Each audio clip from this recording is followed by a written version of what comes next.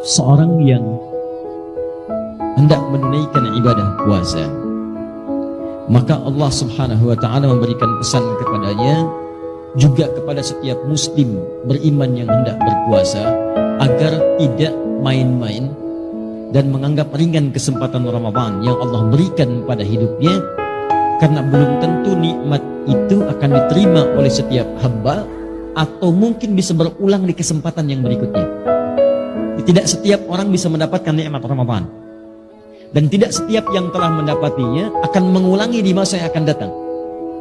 Karena itu para sahabat Nabi SAW begitu selesai kemudian mendapati Ramadan, maka banyak di antara mereka bahkan di penghujung Ramadan itu mengalirkan air matanya.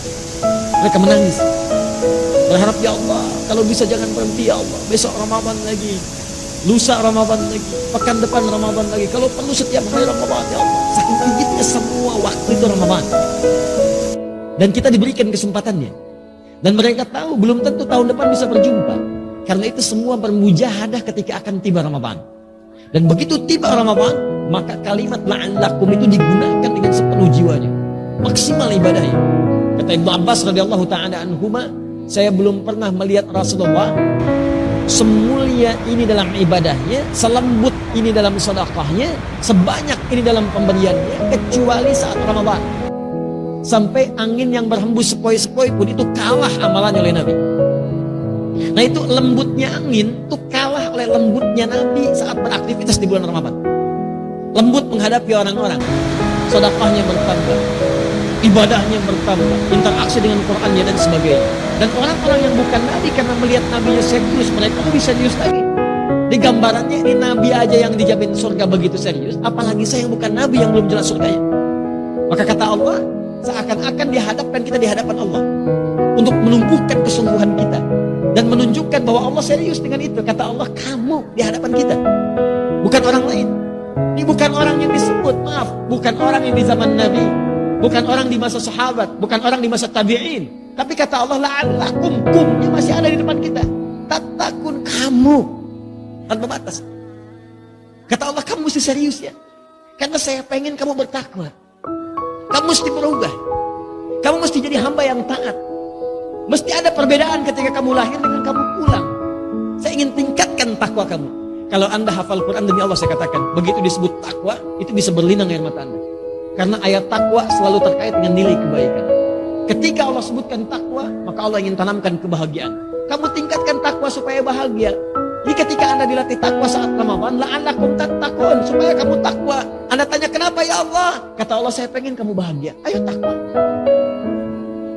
Wa may yattaqillaha yaj'al lahu makhraja wa yarzuqhu min haitsu la yahtasib. Ketika takwa meningkat kepada Allah, kata Allah, maka aku mudahkan hidupmu. Aku berikan solusi, aku limpahkan rezeki kepadamu.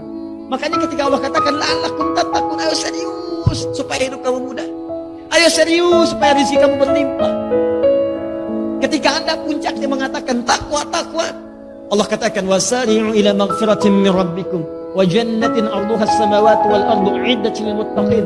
Saya telah siapkan bagi orang takwa. Apa itu? Saya telah siapkan surga yang tak bernilai dunia. Batas yang enggak ada batas dunia. Saya kata Allah, saya siapkan surga luasnya seluas langit dan bumi untukmu orang takwa. Jadi orang takwa itu, kata Allah, yang berhasil menunaikan ibadah puasanya, bukan sekedar meningkat takwanya, sholatnya, infaknya, Al-Qurannya, bukan sekedar di Ramadan. Bukan cuma di awal Ramadan. Sejak puasa itu dimulai, awal pertama Ramadan. Begitu satu Ramadan muncul, tunaikan tarawihnya, maka dia sudah siap dengan kurikulumnya. Malam ini saya akan tarawih di tempat A.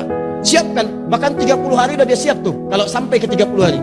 Malam ini di masjid A, malam ini masjid B. Sunnahnya baca Quran nanti saya akan capai sehari misalnya 10 juz.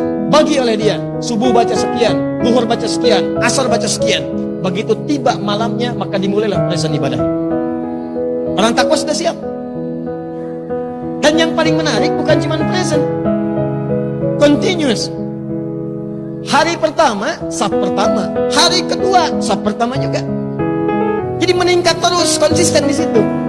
Hari pertama datang sebelum maghrib, nunggu di masjid. Hari kedua habis isya baru datang. Nah, ini belum konsisten. Jadi kalau Anda ingin disebut dalam golongan yang ini mujahadah ini, yang serius ini dipertahankan sampai pertengahannya. Masya Allah, hari pertama, saf depan. Hari kedua, saf depan. Hari ketiga, saf depan. Hari keempat, saf depan. Hari kelima, saf depan. Sampai hari terakhir, saf depan. Nah, itu yang terbaik.